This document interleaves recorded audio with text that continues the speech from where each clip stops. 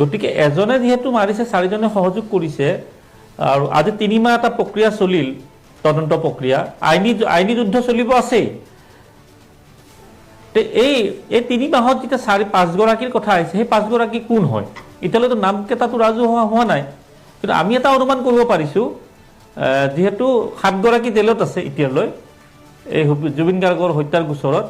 তাৰে 2 গৰাকীক আপুনি বাদ দিয়ক যিগিসকলে জুবিন গাৰ্গৰ দেহৰক্ষী আছিল চৰকাৰী দেহৰক্ষী বাকি 5 গৰাকীটো জাহাজখনত আছিল সেই 5 গৰাকীৰ ভিতৰতে কোনোবা আছে নে 5 গৰাকীৰ বাহিৰতো কোনোবা আছে সেই কথাটো চাৰ্জশিটখন ৰাজহুৱা নোহালে বা আদালতত দাখিল নকৰালে আমি এই মুহূৰ্তত ক'ব নোৱাৰো কিন্তু তাত কিছুমান প্ৰশ্ন ৰৈ গৈছে প্ৰথম প্ৰশ্নটো হ'ল যে জুবিন গাৰ্গক আমিতো মৃত্যু বুলি নকওঁ হত্যা বুলিয়ে ক'ম যে জুবিন গাৰ্গক হত্যা কৰিছিল ছিংগাপুৰত এটা জুবিন গাৰ্গৰ হত্যাটো কিন্তু ক'ত হৈছিল ছিংগাপুৰৰ তেওঁ থকা হোটেলখনত হোৱা নাছিল তেওঁ ৰাজপথত হোৱা নাছিল তেওঁ ঘূৰি থাকোতে হোৱা নাছিল হত্যাটো হৈছিল জাহাজখনত যিখন জাহাজত প্ৰায় 16-17 গৰাকী অসমীয়া আছিল তাতে